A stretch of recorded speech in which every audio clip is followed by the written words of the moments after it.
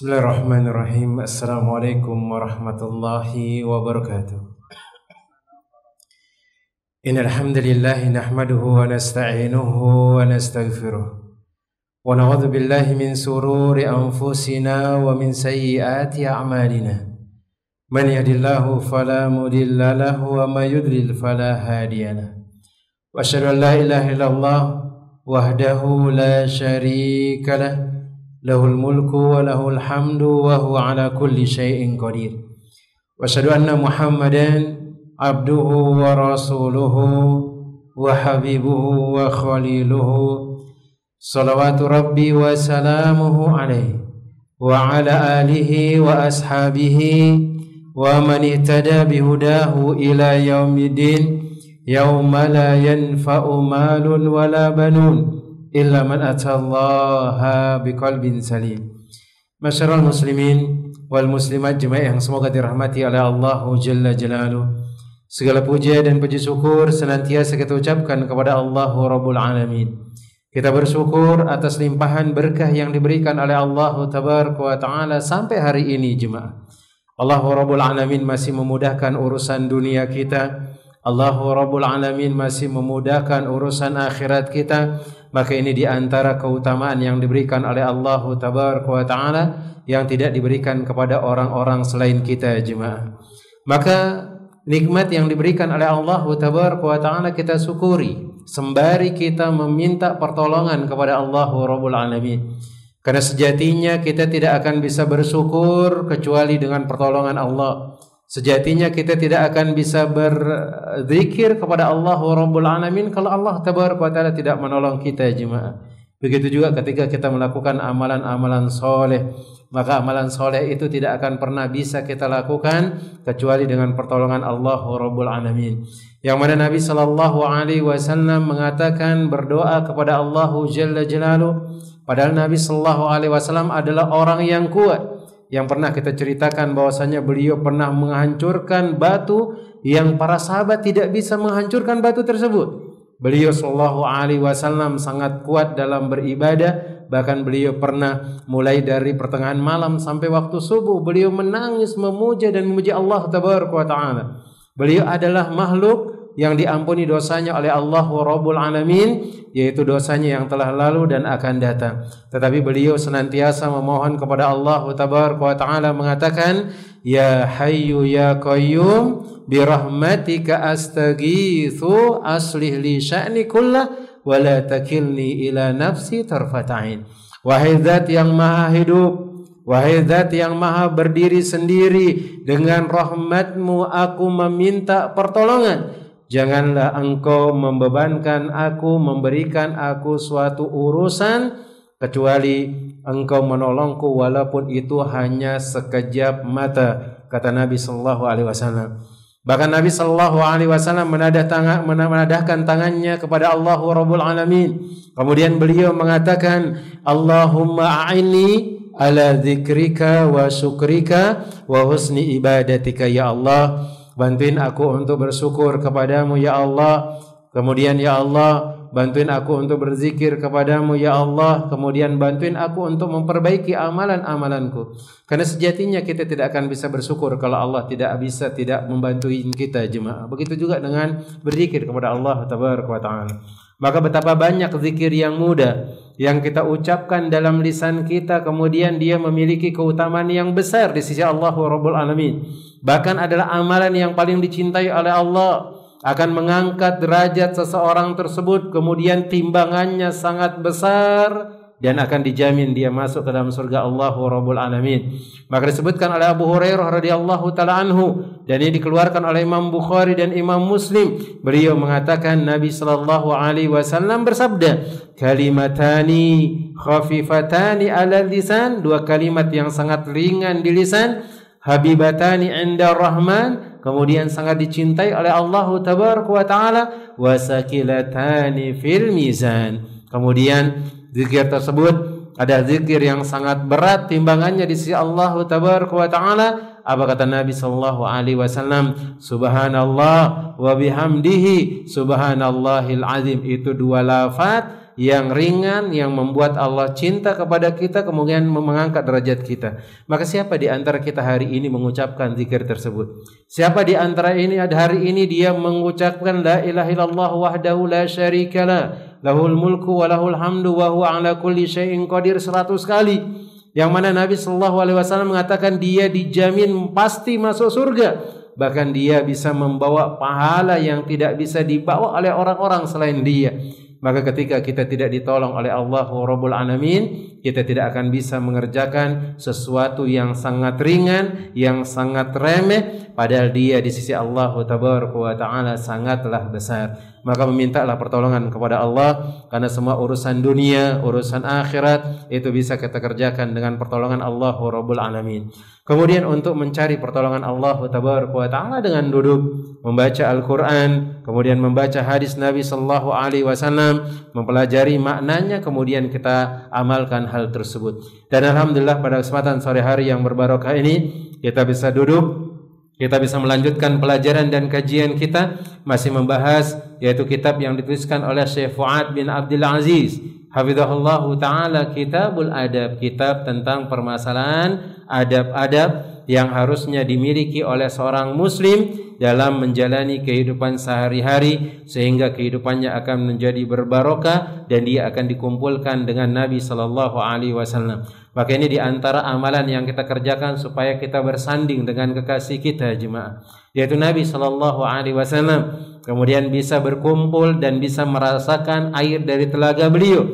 Karena sejatinya ada disebutkan dalam hadis yang sahih, Nabi sallallahu alaihi wasallam menunggu kita di telaganya Al-Kautsar. Kemudian ada orang-orang ketika masuk dari telaga Nabi sallallahu alaihi wasallam atau masuk ke telaga Nabi sallallahu alaihi wasallam, mereka dihalangi dan tidak bisa masuk ke dalam telaga tersebut. Akhirnya Nabi sallallahu alaihi wasallam mengatakan, "Ya Allah, ummati ummati." Ya Allah umatku, ya Allah, ya Allah umatku, ya Allah. Maka dikatakan kepada Nabi kita Muhammad bin Abdullah sallallahu alaihi wasallam, mereka adalah orang-orang yang ketika engkau meninggal dunia, mereka tidak mengamalkan apa yang engkau ajarkan dari adab-adab yang engkau bawa, dari syariat-syariat yang diajarkan dari Allah Tabaraka wa Ta'ala, kemudian engkau sampaikan. Mereka menolak hal tersebut, kemudian meremehkan hal tersebut. Maka Nabi sallallahu alaihi wasallam mengatakan, suhqan suhqan, maka jauhkan dia ya Allah dari telagaku, jauhkan dia ya Allah dari telagaku. Maka jemaah yang semoga dirahmati oleh Allah Tabaraka wa Ta'ala, belajar adab itu adalah sesuatu yang sangat penting. Bahkan terkadang ada orang mengenal agama, orang mengenal sunnah, orang mengenal hidayah itu dari adab jemaah. Bahkan disebutkan oleh para ulama, mereka mempelajari adab itu sampai 30 tahun, ada sampai 40 tahun, baru mereka mempelajari secara dalam syariat-syariat yang diajarkan oleh Allah Tabaraka wa Ta'ala. Maka kita lanjutkan pelajaran dan kajian kita, yaitu dengan kitab adab. Di sini kita sudah sampai di halaman yang ke-361, masih tentang permasalahan adab-adab berpakaian dan berhias. Maka yang kelima, beliau mengatakan di sini haram menggunakan pakaian suhra atau pakaian kebesaran agar seorang menjadi terkenal karena pakaian tersebut. Ini enggak boleh. Ada pakaian-pakaian yang khusus, kemudian kalau dia pakai dia merasa bangga, kemudian meremehkan orang-orang lain.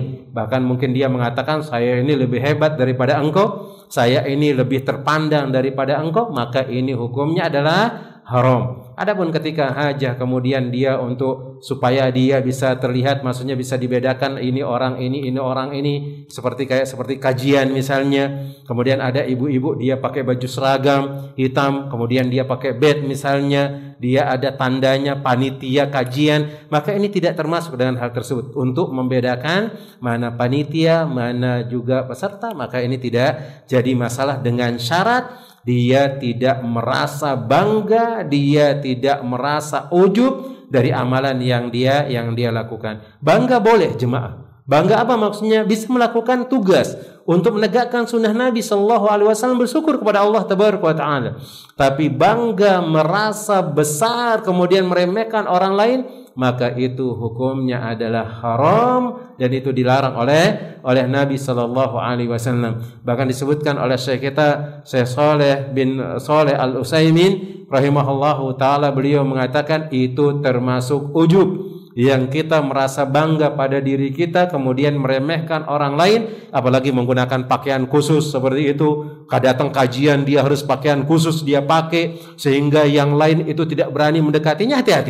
Hati-hati dengan hal tersebut. Walaupun kita kajian sunnah, tapi kita harus memakai pakaian seragam misalnya, kemudian membuat orang yang dia tidak pakai seragam nggak boleh masuk dan yang lainnya, maka ini adalah pakaian syuhrah yang diharamkan oleh Nabi sallallahu alaihi wasallam dan dia akan dicampakkan ke dalam api neraka oleh Allahu Rabbul Alamin.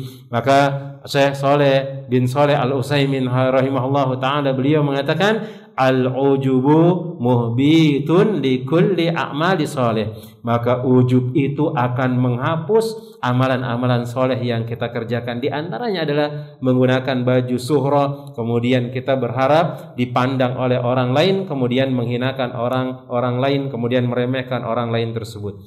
Maka disebutkan jemaah yang semoga dirahmati oleh Allah tabaraka wa taala. Maka disebutkan dalam riwayat dari Ibnu Umar radhiyallahu taala anhuma, beliau rahimahullahu taala mengatakan Rasulullah sallallahu alaihi wasallam bersabda, barang siapa yang memakai pakaian suhrah di dunia, maka Allah tabaraka wa taala akan memakaikan pakaian kehinaan kepadanya pada hari kiamat. Maka hati-hati dengan hal tersebut. Adapun kalau kita pakai gamis, jubah, pakai cadar, itu bukan hal suhrah, karena kita tidak berbangga dengan hal tersebut.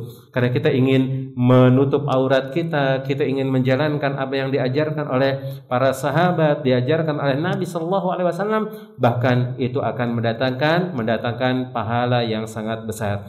Dan riwayatkan pula dengan lafaz pakaian yang semisalnya. Pakaian yang semisalnya yang kita berbangga kemudian meremehkan orang lain.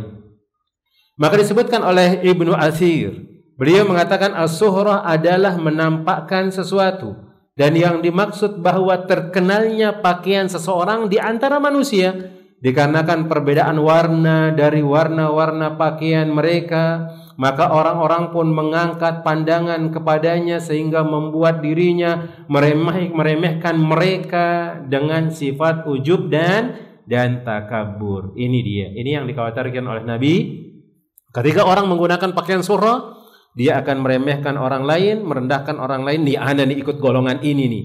Nih ana ikut ormas ini nih. Kalau bukan seperti ini kita akan singkirkan, kita akan lengserkan. Hati-hati. Pada hari kiamat nanti dia akan diberikan pakaian kehinaan dan dia pasti akan dicampakkan oleh Allah tabaraka wa taala dan dimasukkan oleh Allah Rabbul Alamin ke dalam nerakanya. Kemudian Ibnu Raslan menyebutkan karena memakai pakaian suhrah di dunia bertujuan agar menjadi mulia dan menyombongkan diri terhadap orang lain, maka Allah tabaraka wa taala akan memberikan mereka pakaian pada hari kiamat yang terkenal dengan kehinaannya dan meremehkannya di antara mereka, kemudian atau meremehkan mereka dengan hal tersebut di antara mereka sebagai hukuman baginya, dan hukuman itu sesuai dengan jenis amalan kita. Nah, jenis amalan kita, al jazaa'u min jinsil amal. Maka balasan itu sesuai dengan amalan yang kita kerjakan. Kita harus hati-hati.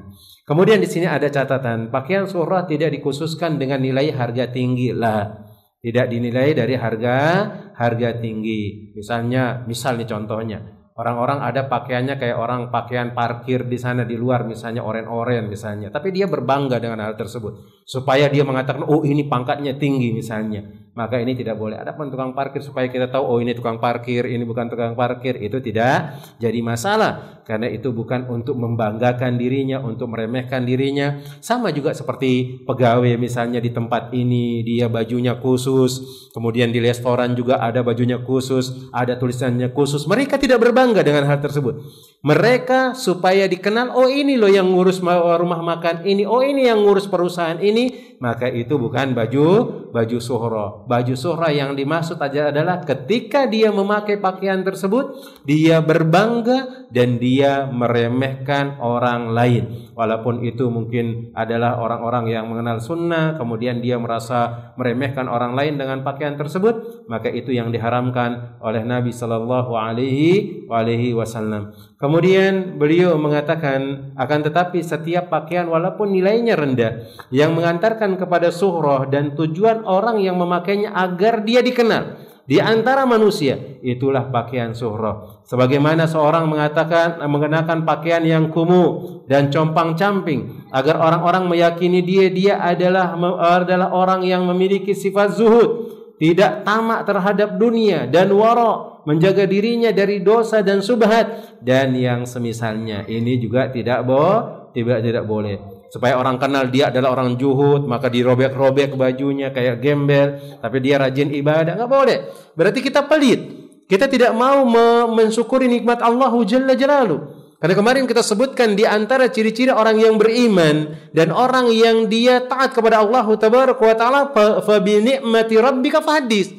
Maka ketika Allah Rabbul Alamin memberikan kalian nikmat, kalian sampaikan, kalian tampakkan nikmat tersebut. Nggak boleh pelit, jemaah. Dia ada duitnya untuk membeli pakaian, ternyata dia dipakai yang robek-robek, dia pakai sholat, kemudian dia pakai hal yang lainnya supaya orang berkata kepada dia adalah orang juhud dan yang lainnya. Kemudian disebutkan oleh Al-Imam Ibnu Taimiyah, jemaah yang semoga dirahmati oleh Allah Tabaraka wa Ta'ala, beliau mengatakan pakaian suhroh ini dimakruhkan karena termasuk pakaian kesombongan. Tapi sebagian lain mengatakan bukan dimakruhkan, hukumnya adalah haram karena sombong itu tidak boleh. Hukumnya adalah haram dan tidak boleh. Dan pakaian rendahan di luar kebiasaan orang-orang, sesungguhnya para salaf dahulu menganggap makruh dua jenis suhroh, yaitu pakaian kesombongan dan pakaian rendahan. Ini supaya orang mengenal dia, kemudian dia juga pakai baju compang-camping juga supaya orang mengenal dia pula. Dan disebutkan dalam hadis tersebut bahwasanya barang siapa yang mengenakan pakaian suhroh, maka Allah akan memakaikannya pakaian kehinaan, dan yang terbaik adalah pertengahan. Kita biasa saja. Pakai baju baru boleh, cuman tidak sombong. Pakai mungkin baju mungkin grup, ada grup misalnya, kita ada grup, silakan. Cuman tidak boleh merendahkan orang lain, kemudian meremehkan orang lain. Misalnya kita jadi panitia kajian, misalnya Ustadz Kibar, ada jaket khususnya, tulisannya di sana ada nama ustadznya di sana, misalnya Ustadz A misalnya, atau Ustadz B ditulis di sana namanya. Maka kita jangan merasa bangga, maksudnya meremehkan manusia. Bangga ya kita bisa jadi panitia, alhamdulillah. Karena kita mengharapkan pahala dari Allah Jalla Jalaluhu. Dan bangga yang dilarang ini adalah kita meremehkan orang. Oh, mentang-mentang kita pakai jaket khusus, oh ini panitia daurah, yang lain kita remehkan. Nggak boleh di sana, itu khusus untuk panitia. Padahal boleh, udah orang duduk kajian di sana. Akhirnya dia meremehkan, dia sombong. Kalau seandainya tidak boleh, maka silahkan dinasihatin. Afwan Pak, mungkin ini dikhususkan untuk panitia karena supaya kajian kita ini lancar, misalnya supaya kajian kita ini bagus. Silahkan ngomong dengan yang bagus nih, ngomong dengan ucapan-ucapan yang terbaik tanpa meremehkan orang lain. Kemudian ada rasa sombong dalam hati kita, karena Nabi Shallallahu Alaihi Wasallam mengatakan, la yadkhulul jannata man kana fi qalbihi misqala dzarratin minal kibr. Tidak akan masuk surga, kata Nabi Sallallahu Alaihi Wasallam, orang yang dia memiliki rasa kesombongan pada dirinya. Kemudian yang berikutnya, jemaah yang semoga dirahmati oleh Allah Jalla Jalaluhu, kaum muslimin dan muslimat yang semoga dirahmati oleh Allah Rabbul Alamin. Yang keenam, haramnya emas dan sutra bagi laki-laki kecuali karena udzur. Ini tentang masih pakaian dan berhias. Maka emas dan sutra itu hukumnya haram bagi laki-laki, terutama emas. Yang mana Nabi Sallallahu Alaihi Wasallam mengatakan, khatamu dhahabin haramun 'alar rijal. Maka emas yaitu atau cincin emas dan semisal yang emas-emas. Ada laki-laki menggunakan anting-anting misalnya, maka nggak boleh. Dia menggunakan emas, tapi anting-antingnya apakah boleh? Kita lihat, kalau itu kebiasaan perempuan nggak boleh. Karena itu akan menjadi mutasyabih minar rijali binisa. Karena itu kebiasaan perempuan menggunakan anting-anting. Tapi kalau semua laki perempuan menggunakan anting-anting biasa saja, maka itu bukan tasyabuh. Maka dilihat anting-anting ini khusus enggak untuk perempuan. Oh ya khusus Ustaz. Karena ketika Nabi SAW memberikan ada sunanun, yang ada 7 sunnah atau beberapa sunnah untuk bayi kecil ketika dia lahir, di antaranya disunnahkan adalah perempuan itu dilubangi telinganya. Perempuan itu dilubangi telinganya kalau dia anak perempuan, tapi kalau anak laki-laki tidak. Dan Nabi SAW tidak ada riwayat beliau pakai anting-anting, beliau bergaya dengan hal tersebut. Seandainya itu terbaik, beliau akan menggunakannya. Para sahabat pun akan menggunakan anting-anting, dan mungkin bukan satu anting-antingnya, mungkin 10 dari atas sampai bawah, kemudian yang lainnya. Ini berkaitan dengan syariat kita. Kalau memang itu adalah kebiasaan, mungkin ada syariat dan tidak kebiasaan perempuan, maka itu adalah boleh. Tapi kalau itu khusus untuk perempuan, maka itu hukumnya adalah haram. Terutama juga dengan emas di sini. Dengan emas di sini ada larangan khusus bagi laki-laki untuk menggunakan hal tersebut. Maka laki-laki diharamkan memakai emas dan sutra, sedangkan wanita dibolehkan. Emas ada perhiasan yang dipakai kaum wanita untuk berhias. Begitu pula dengan sutra. Adapun laki-laki, dialah yang mengharapkan bukan yang diharapkan. Dialah yang mengharapkan bukan diharapkan. Mengharapkan supaya istrinya memakai emas supaya lebih cantik. Karena sejatinya sebenarnya perempuan itu sempurna, jemaah.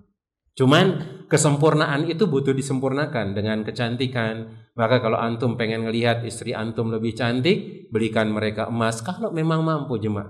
Mulai dari cincin, kemudian kalung, kemudian gelang, kemudian anting-anting, sehingga antum akan melihat perempuan itu semakin berdandan, dia akan semakin cantik dan akan membuat kita terus betah di rumah, jemaah.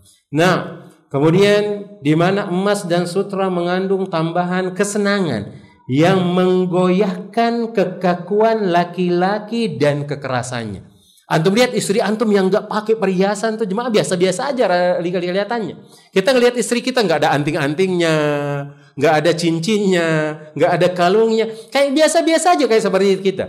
Tapi kalau dia sudah mulai bercincin emas, ada gelang emasnya, dia berkalung emas, kita lihat tiap hari, ada di telinganya, mulai bergerak-gerak, kemudian mengkilap, maka ini akan membuat kita tambah cinta dan tambah sayang kepada istri kita.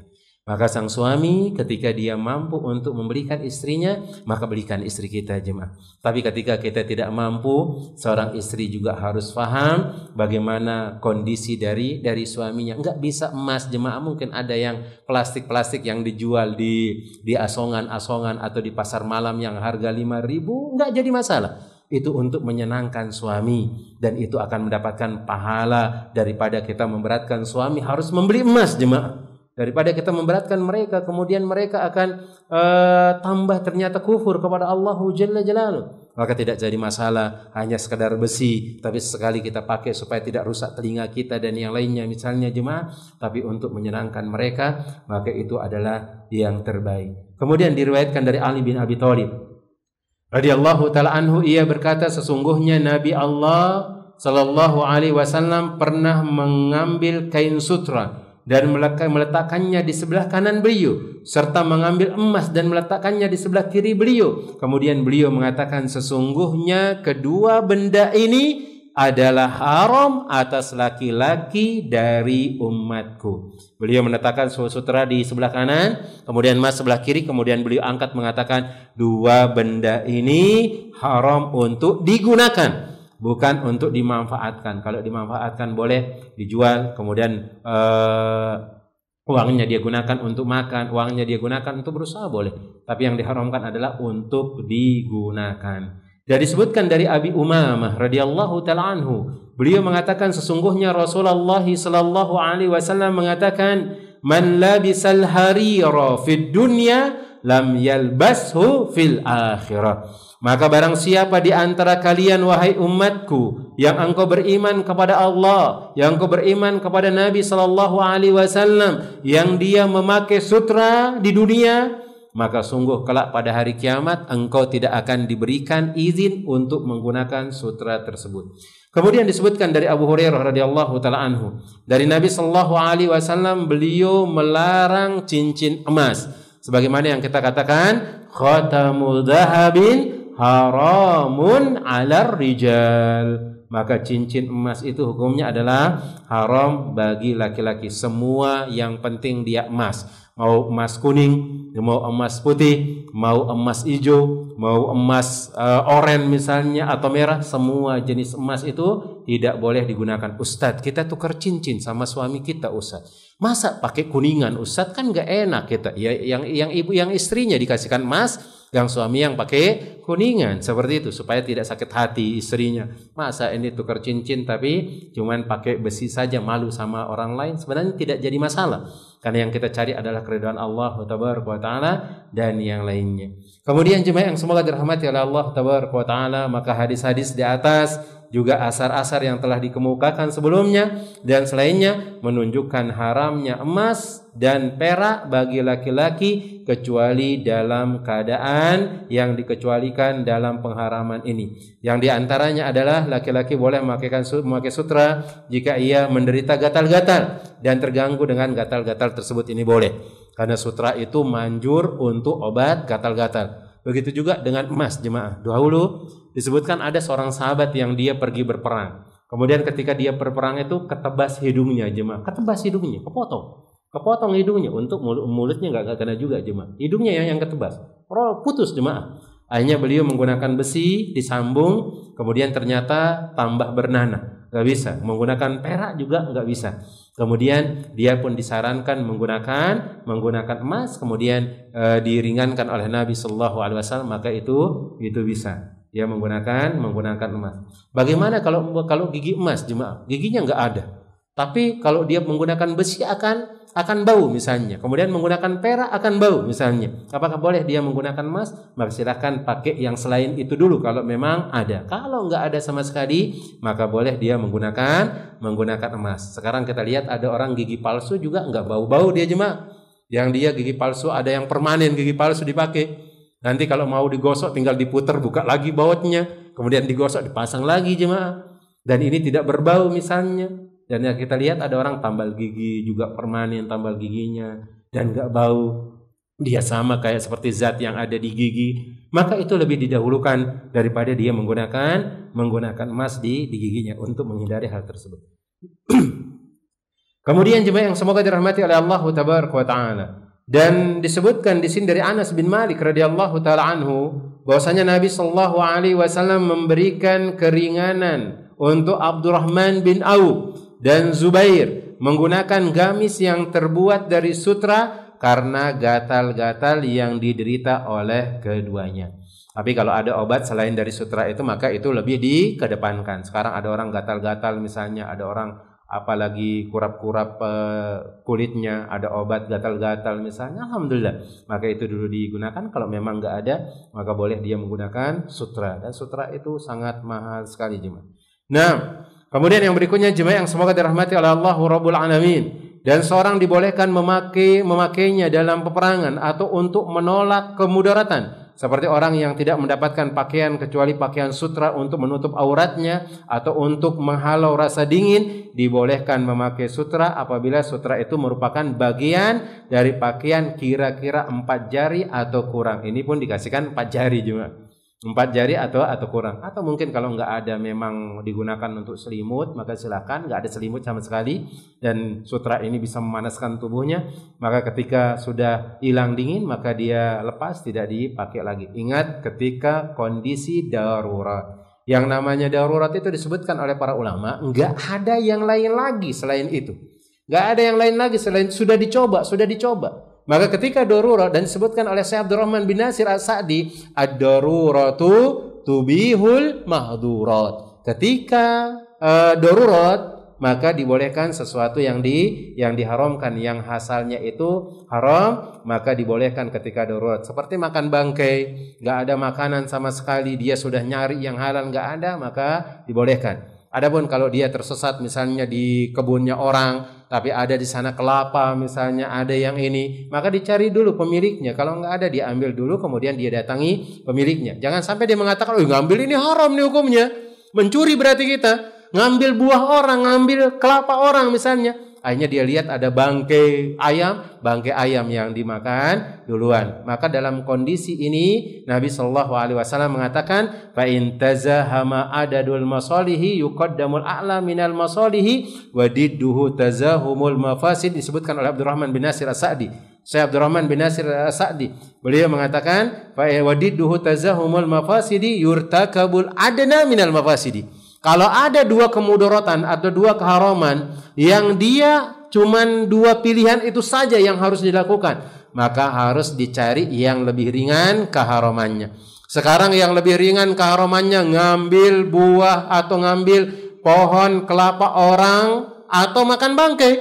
Hukum asalnya kelapa itu adalah halal, sedangkan bangkai itu adalah haram. Kemudian kita ini diharamkan karena itu milik orang lain. Adapun bangkai, mau dia milik orang lain, mau bukan milik orang lain, itu tetap haram. Maka keharaman bangkai ini lebih tinggi daripada mengambil kelapa orang. Tapi dengan syarat, cari dulu pemiliknya.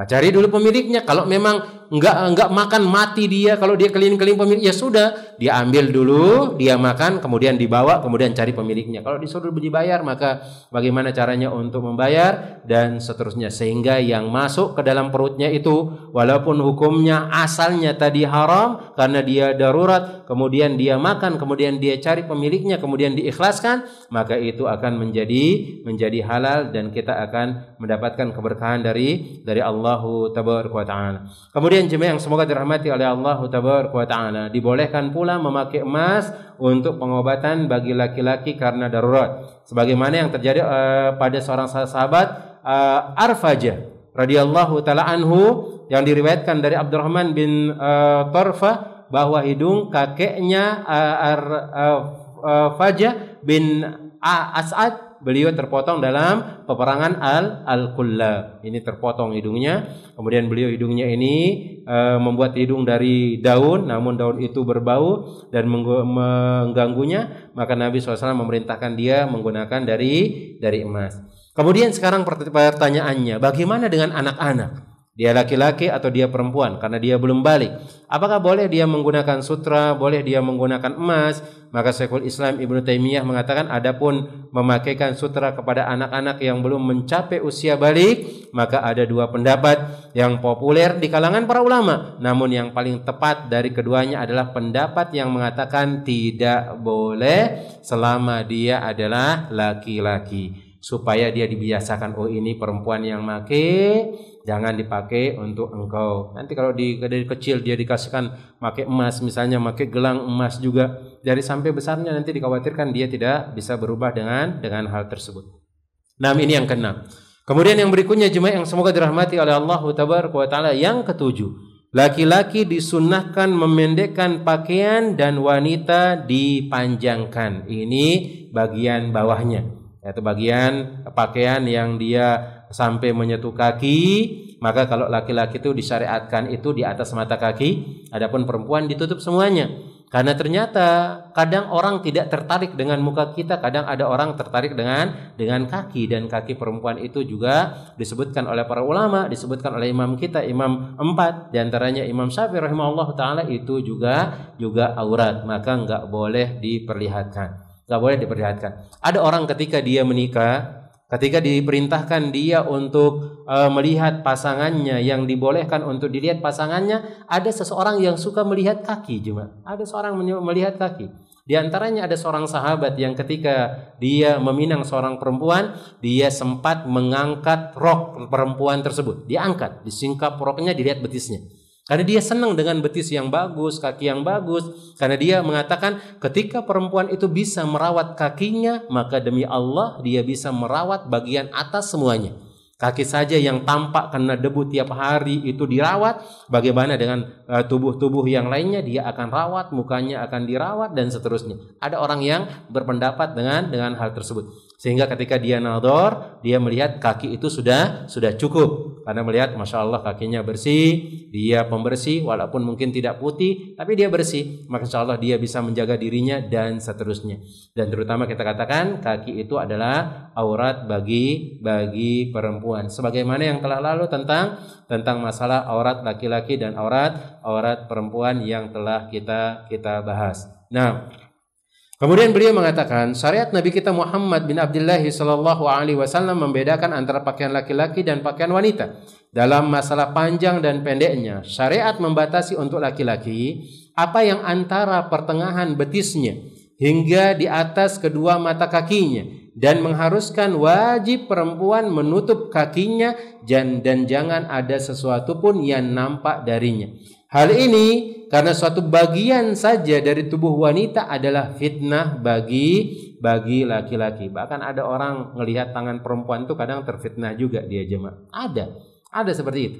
Walaupun dibolehkan membuka muka dan telapak tangan karena tangannya mungkin saking mulusnya, karena ada orang senang yang tangan putih mulus dia tergoda, ada yang senang juga tangan yang hitam mulus juga tergoda juga dia jemaah.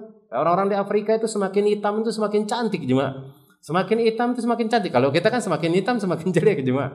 Di luar sana itu mereka semakin hitam itu yang populer jemaah. Itu yang populer dan itu yang dicari. Walaupun cuma matanya, kemudian giginya, kemudian kukunya saja yang putih jemaah, ternyata mereka favorit di sana. Dan itu pun dijaga jemaah, mereka jaga. Kalau orang-orang di Afrika sana itu kalau kita ngelihat orang yang sudah kenal sunnah itu, mereka itu bukan hanya menutup matanya, mukanya jemaah, tangannya ditutup pakai kaos tangan. Karena mereka takut nanti ada orang yang terfitnah dengan hal tersebut. Tapi kalau semisalnya di negara kita biasa-biasa saja enggak membuat orang terfitnah, maka itu tidak jadi masalah. Kemudian jemaah yang semoga dirahmati oleh Allah Tabaraka wa Ta'ala, sedangkan bagi laki-laki mereka diperintahkan mengangkat pakaian mereka agar sifat sombong, ujub dan angkuh tidak masuk ke dalam hati mereka. Tetapi ilahnya sejatinya bukan hanya karena sombong, bukan hanya supaya dia ujub, la jemaah. Tapi itu diantara ajaran Nabi Sallallahu Alaihi Wasallam mengatakan, man asfala minal ka'baini minal izari fa finnari. Maka pakaian yang dia di bawah dari mata kaki yang dia pakaikan dari pakaian tersebut, dan ini dari Nabi Sallallahu Alaihi Wasallam, maka dia berada di api neraka. Maka ketika kita mengetahui bahwasanya ini dari hadis Nabi Sallallahu Alaihi Wasallam kemudian enggak masuk akal dari kepala kita, maka jangan sampai mengatakan dan menolak hadis tersebut. Tapi kalau kita tidak mampu, ya berdoa dan meminta ampunan kepada Allah Tabaraka wa Ta'ala sembari berusaha untuk mengerjakan sunnah Nabi Sallallahu Alaihi Wasallam. Kemudian hal yang mengherankan bahwa kebanyakan orang menyelisihi sunnah dan memutarbalikan perkara. Laki-laki memanjakan pakaiannya hingga menyeret tanah, bahkan menyapunya, dan wanita memendekkan pakaian mereka hingga betis mereka pun nampak. Bahkan di antara mereka ada yang melampaui batas tersebut. Asar-asar yang berkaitan dengan bab ini sangatlah banyak, diketahui oleh kalangan tertentu dan kalangan awam. Ini sudah diketahui jemaah. Bahkan dari bapak-bapak kita pas zaman-zaman dulu jemaah, ketika melihat anaknya pakai celana pendek sampai betis itu mereka marah. Tapi karena berlambat laun budaya-budaya yang akan merusak agama kita sudah datang, kemudian mereka merusak akhlak dan yang lainnya, maka itu yang kita harus berhati-hati, kemudian saling mewasiatkan antara pasangan kita untuk diridhoi oleh Allah Tabaraka wa Ta'ala, saling menasihatin dan seterusnya. Kemudian diriwayatkan dari Abu Hurairah radhiyallahu taala anhu, dari Nabi SAW beliau bersabda, kain yang ada di bawah mata kaki dari sarung maka tempatnya ada neraka, sebagaimana yang kita sebutkan tadi. Dalam riwayat Ahmad disebutkan sarung kain seorang mukmin itu di atas pertengahan, yaitu syak. Syak itu ya di atas betisnya. Ini kalau laki-laki. Itu ternyata itu adalah sunnah Nabi Sallallahu Alaihi Wasallam. Kemudian ke bawah hingga di atas mata kaki. Dan yang berada di bawah itu maka tempatnya adalah di neraka. Kemudian banyak dalil-dalil yang mengatakan hal tersebut. Allah tidak akan mensucikan dia, Allah tidak akan melihat dia, Allah tidak akan mengajak dia bicara ketika dia memakai al-isbalu izarahu, orang yang menggunakan pakaian musbil yang dia melewati mata kaki. Kemudian disebutkan juga di sini dari Ummu Salamah, istri Nabi Sallallahu Alaihi Wasallam, Rasulullah SAW ketika beliau menyebutkan tentang al-izar, yaitu sarung. Bagaimana dengan wanita ya Rasulullah? Rasulullah SAW hendaklah dia menurunkannya sejengkal dari mata kaki sejengkal. Berarti maksudnya menutupi kaki mereka. Ummu Salamah berkata, kalau begitu kaki masih tersingkap. Beliau pun mengatakan, turunkan lagi sejengkal lagi. Ini harus sampai tutup kakinya supaya enggak kelihatan.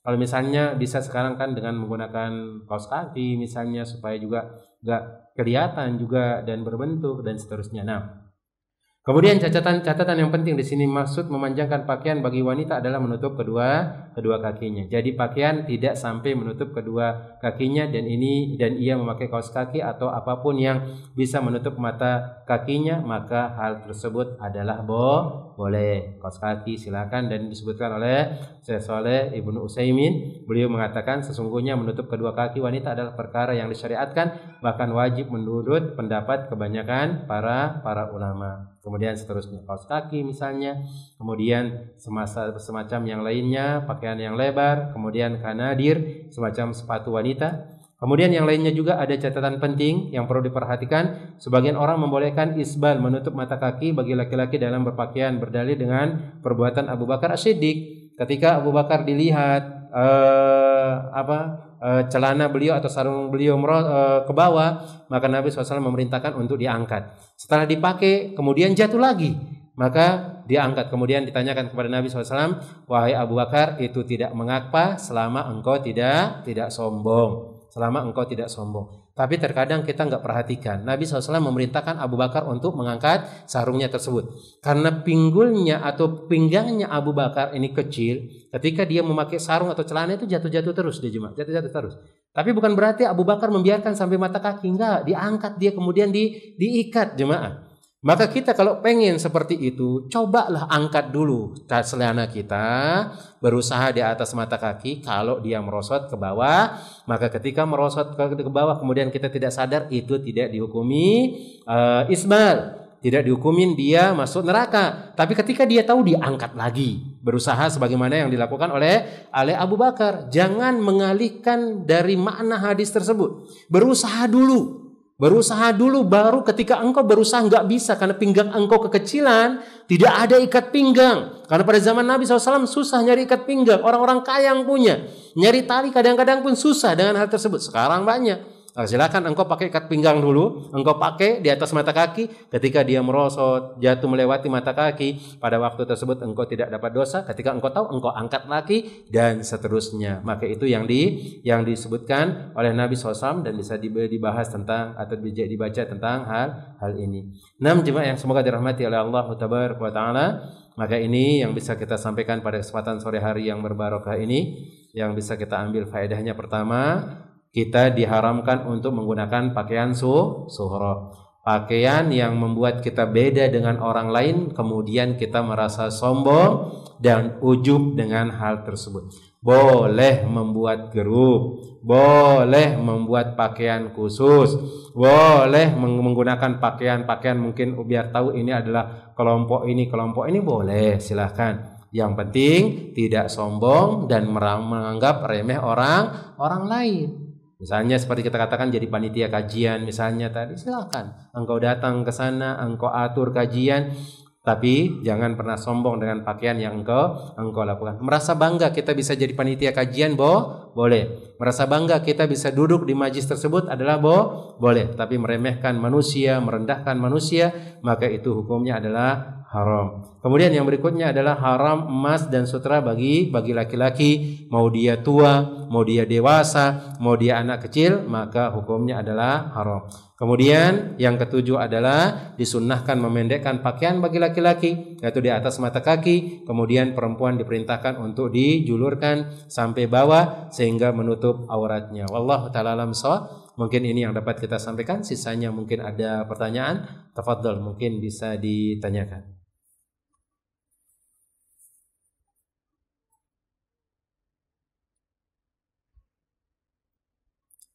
Nah, mungkin ada pertanyaan. Tafadhol. Gak ada.